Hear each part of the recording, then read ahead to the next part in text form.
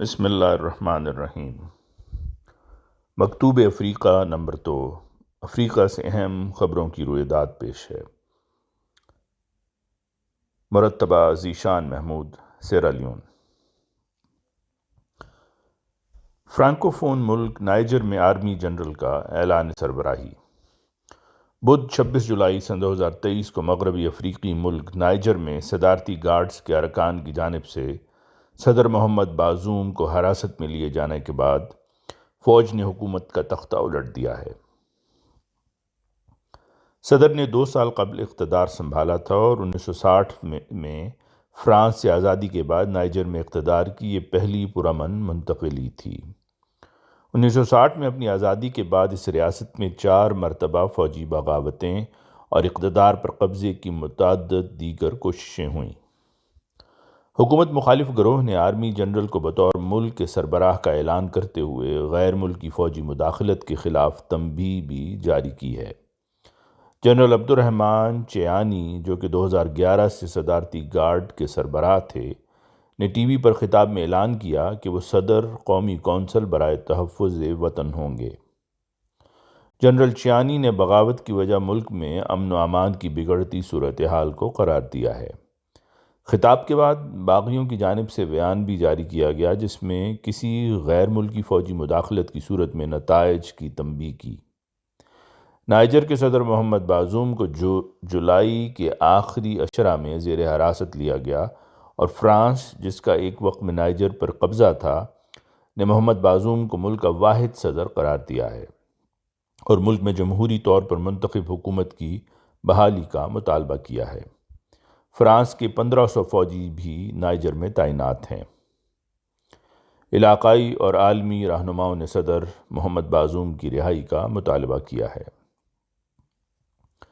دوسری جانب مغربی افریقی ریاستوں کی اقتصادی برادری ایکوواس اور افریقی یونین دونوں نے اس واقعے کی مذمت کرتے ہوئے اسے بغاوت کی کوشش قرار دیا ہے۔ اقوام متحدہ کے سربراہ انٹونیو گوتریش اور امریکی وزیر خارجہ اینٹنی بلنکن نے کہا کہ انہوں نے بازوم سے بات کی اور اپنی حمایت کی پیشکش کی ہے۔ جمعہ 25 اگست کو وزارت خارجہ نے کہا کہ نائجر کی حکومت نے فرانس کے سفیر کو 48 گھنٹوں کے اندر ملک چھوڑنے کا حکم دیا ہے۔ بیان میں کہا گیا ہے کہ سفیر سلوین ایٹے کو ملک بدر کرنے کا فیصلہ جزوی طور پر نائجر کے وزیر خارجہ کے ساتھ ملاقات کی دعوت کا جواب دینے سے انکار کی وجہ سے لیا گیا تھا۔ فرانس نائجر کا سابق نوآبادیاتی حکمران ہے۔ فرانس نے دہشت گردی کے خلاف جنگ میں صدر بازوم کی حمایت کے لیے 1500 افراد کو تعینات کیا ہے، جس نے ساحل کا بڑا حصہ غیر مستحکم کر دیا ہے۔ بحوالہ انڈیپینڈنٹ اردو۔ 2 دہائیاں گزرنے کے بعد بھی سیرالیون خانہ جنگی کے اثرات کا شکار ہے۔ فرانس 24 چینل نے سیرالیون سے متعلق ایک خصوصی رپورٹ نشر کی۔ قارئین کے لیے خلاصتاً پیش ہے۔ 1991 اور 2002 کے درمیان سیرالیون ایک دہائی کی جنگ کی وجہ سے تباہ ہوا، جس میں 50,000 سے 2 لاکھ کے درمیان لوگ مارے گئے۔ یہ تنازع باغی اور آرمی دونوں فوجوں میں عصمت دری، فساد کرنے اور بچوں کے بطور فوجی جبری استعمال سے بھی پہچانا جاتا ہے۔ 20 سال بعد ملک اب بھی خانہ جنگی سے نکلنے کی کوشش کر رہا ہے۔ یہ افریقہ کی سب سے سفاکانہ جنگ میں سے ایک تھی۔ سیرالیون بدعنوانی سے بری طرح منقسم اور متاثر ہے اور سونے اور ہیروں جیسی کثیر دولت کے باوجود یہ دنیا کے غریب ترین ممالک کی فہرست میں دوسرے نمبر پر ہے۔ زندہ بچ جانے والوں کے لیے سیرالیون میں جنگ کی ہولناکی کو بھولنا ناممکن ہے۔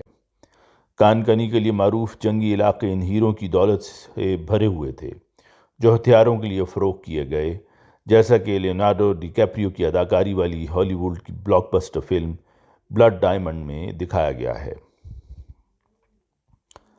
مقامی طور پر اب بھی کہا جاتا ہے کہ یہ عالمی سازش کے تحت ہیروں کو ملک سے باہر منتقل کرنے کی اسکیم تھی۔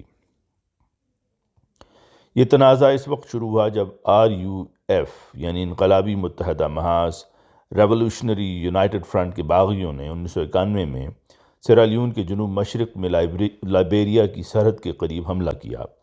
صدر جوزف سائیڈو مومو کی حکومت کے خلاف کی گئی بغاوت کو کچلنے کے لیے فوج بھی بھیجی۔ ان جھڑپوں نے تشدد کا ایک سلسلہ شروع کر دیا۔ اس کے نتیجے میں سرکاری اور غیر سرکاری طور پر غیر ملکی افواج کی شمولیت ہوئی۔ بالآخر سن 2012 میں پڑوسی ملک لائبیریا کے سابق صدر چارلز ٹیلر کو ایک خصوصی بین الاقوامی عدالت نے جنگی جرائم اور انسانیت کے خلاف جرائم میں مدد کرنے اور اس کی حوصلہ افزائی کرنے کے جرم میں 50 سال قید کی سزا سنائی تھی۔ 2002 میں جنگ تو ختم ہو گئی، لیکن 20 سال بعد بھی سیرالیون اپنے پاؤں پر کھڑا ہونے کی کوشش میں مصروف ہے۔ ایک جنگ سے ٹوٹ پھوٹ کا شکار، شعبہ تعلیم میں بڑھتی ہوئی کرپشن اور خطرناک حد تک بڑھتی غربت جیسے مسائل اسی طرح برقرار ہیں جو جنگ سے قبل تھے۔ جنگ کے دوران ملک کے اندرون سے ایک بڑی تعداد نے فری ٹاؤن کا رخ کیا، لیکن ملازمت کے مواقع نہ ہونے کے سبب اب بھی قسمہ پرسی کی زندگی گزار رہے ہیں۔ حکومت کی جانب سے لڑنے والے فوجی بھی اب تک کسی پذیرائی کے بغیر انتہائی غربت کی زندگی گزار رہے ہیں۔ سیرالیون میں منشیات کی بڑھتی رو کش K2 کا استعمال، نوجوان مر رہے ہیں۔ سیرالیون کے مضافات میں منشیات کی ایک نئی قسم کش، جسے K2 بھی کہا جاتا ہے، بڑی تیزی سے نوجوان نسل کو اپنی لپیٹ میں لے رہی ہے۔ یہ نشہ تقریباً 5 سال قبل سامنے آیا اور سیرالیون میں نوجوانوں میں تباہی مچا رہا ہے۔ کش استعمال کرنے والے فری ٹاؤن میں ہر جگہ کچی بستیوں سے لے کر اچھے علاقوں تک سڑکوں پر سر جھکائے بیٹھے نظر آتے ہیں اور کبھی کبھی کھڑے ہو کر سوتے ہیں۔ سوشل میڈیا پر ایسے لوگوں کی ویڈیوز وائرل ہیں۔ کش ان چند کیمیکلز کا مرکب ہے جو بھنگ کی نقل کرتا ہے اور اس کا نفسیاتی اور جسمانی اثر شدید ہے۔ نشہ ختم ہونے پر جسم میں شدید اینٹھن، سر درد کی علامات ظاہر ہوتی ہیں جو مزید نشہ کرنے پر مجبور کرتی ہیں۔ اپنے آپ کو نقصان پہنچانے کی لذت بھی اس نشہ کا ایک سائیڈ ایفیکٹ ہے۔ فرانس 24 کی رپورٹ کے مطابق کش کی لت میں پڑی نوجوان لڑکیاں اس کو خریدنے کے لیے جسم فروشی اور دیگر بھیانک کام کر رہی ہیں، اور نوجوان لڑکے چوری، ڈکیتی کی وارداتوں میں بڑھتے جا رہے ہیں۔ National drug law enforcement agency کے سربراہ عبدالشیخو کارگبو کے مطابق مجرمانہ گروہوں کے ذریعے تیار اور تقسیم کی گئی دوائی مختلف کیمیکلز اور پودوں کا امتزاج ہے جو کہ بھنگ میں پائے جانے والی قدرتی کینابینوائڈ THC کی نقل کرتے ہیں۔ افریقن نیوز کے مطابق بعض لوگ کش پر 200 لیونیزیا تقریباً $10 روزانہ خرچ کرتے ہیں۔ یاد رہے کہ اس غریب ترین ملک کی اوسط فی کس سالانہ آمدنی $500 سے کم ہے۔ برطانوی نوآبادیاتی دور کی ایک تجدید شدہ سہولت سے آراستہ سیرالیون کا واحد نفسیاتی ہسپتال نشے کے عادی درجنوں نوجوانوں سے بھرا ہوا ہے جو ان کے خاندانوں کے ذریعے مدد کے لیے لائے جاتے ہیں۔ قائم مقام میڈیکل سپرنٹینڈنٹ اور ریزیڈنٹ سائیکیٹرسٹ جوسو ماٹیا کے مطابق ہسپتال میں داخل کیس میں سے 60% کش سے متعلق ہیں۔ سیرالیون میں طبی سہولیات کے فقدان کے سبب ان کا کہنا تھا کہ یہ ہسپتال ٹپ آف دا آئس برگ کا علاج کر سکتا ہے۔ Mental watch advocacy network نامی ایک NGO کے بانی کہتے ہیں کہ نوجوان مر رہے ہیں، ہمیں بہتر حکمت عملی کی ضرورت ہے۔ ماہ اگست میں سیرالیون کے انتہائی شمال مشرقی علاقے کبالا میں پولیس نے کش کے 374 پیکٹ اور ٹریناڈول کے 38 پیکٹ پکڑے۔ اسی طرح ماہ اگست کے آخری اشرہ میں فری ٹاؤن کی مصروف ترین مارکیٹ لوملی میں 9 اور 11 سالہ بچے کش اور بھنگ بیچتے اور استعمال کرتے پکڑے گئے۔ یوتھ منسٹر محمد عثمان بنگورا سے قانون سازوں نے مطالبہ کیا ہے کہ وہ اس سلسلہ میں قانون سازی کریں۔ کانگو، بیٹے کی بغیر بتائے تدفین پر فوجی نے غصے میں 14 افراد قتل کر دیے۔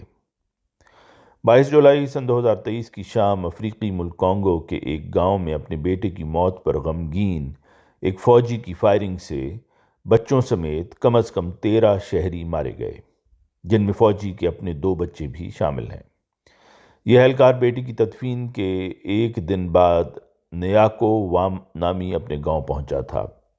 مرنے والوں میں 10 بچے اور 2 خواتین بھی شامل ہیں، جن کے بارے میں کہا جاتا ہے کہ انہوں نے اس فوجی کے بیٹے کی آخری رسومات میں شرکت کی تھی۔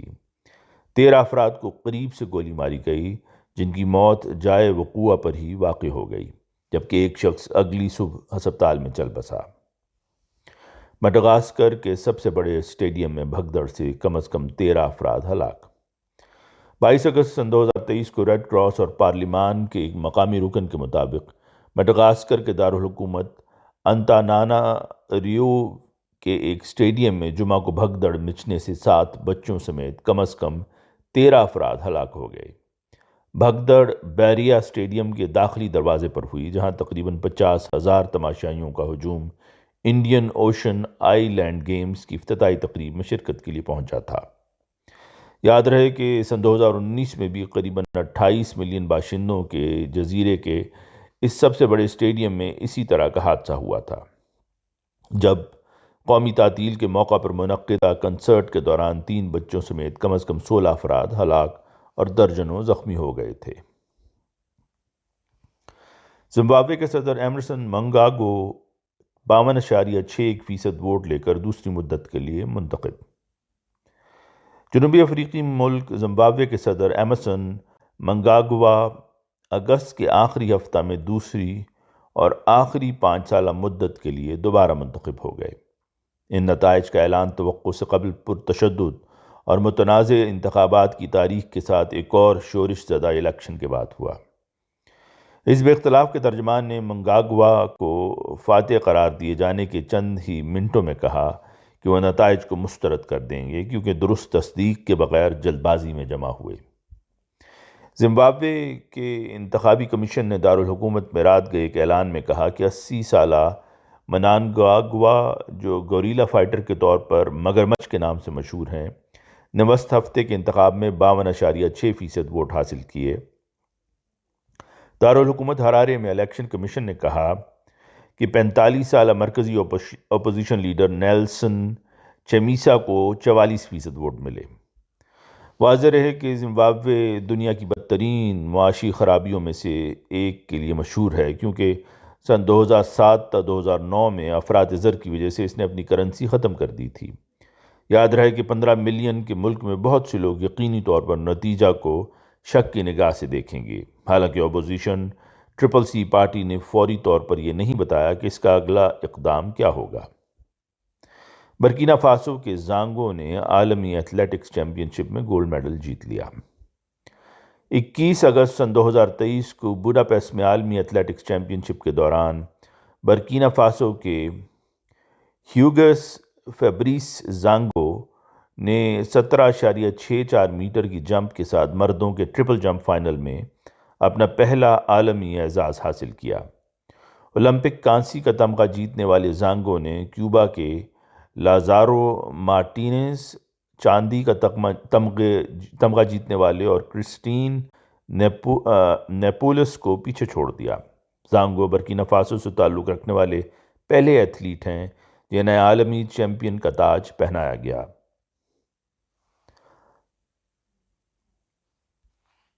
آواز مرزا عمران احسن۔